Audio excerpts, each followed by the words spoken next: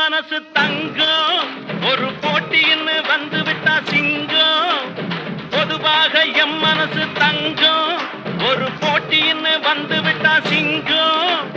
உண்மையே சொல்வேன் நல்லத செய்வேன்